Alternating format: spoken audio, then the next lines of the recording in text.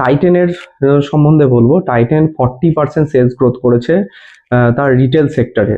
টাইটানের মধ্যে 3 রকমের বিজনেস আছে। টাইটানের মেনলি হচ্ছে টাইটানের জুয়েলারি বিজনেস, টাইটানের ওয়াচ বিজনেস, আর হচ্ছে টাইটানের আইওয়ার বিজনেস। তো জুয়েলারি বিজনেস, যেটা ইন্ডিয়ার মধ্যে যে জুয়েলারি বিজনেস আছে সেটা 41% সেলস গ্রোথ পোস্ট করেছে।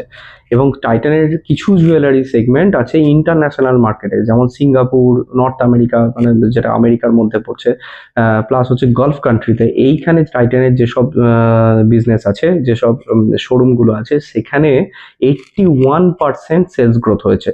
তো জুয়েলারি সেগমেন্টই টাইটানের main segment. 85% of Titan's business is jewellery segment. তো এই সেগমেন্ট টাইটান সেলস গ্রোথ করেছে 40%, ডোমেস্টিক 41 এবং ইন্টারন্যাশনাল 81, তো ওভারঅল 40% সেলস গ্রোথ করেছে।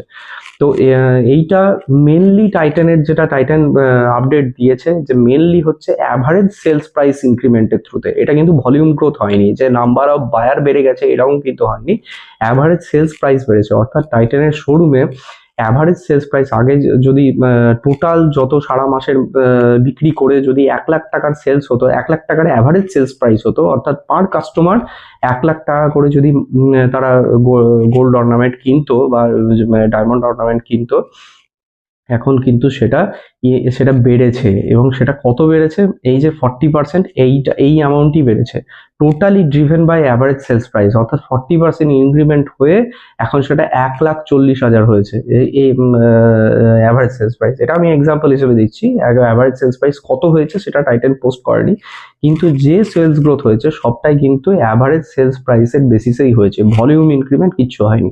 তাহলে অ্যাভারেজ সেলস প্রাইস বেড়েছে কেন? যেহেতু গোল্ডের রেট বেড়েছে।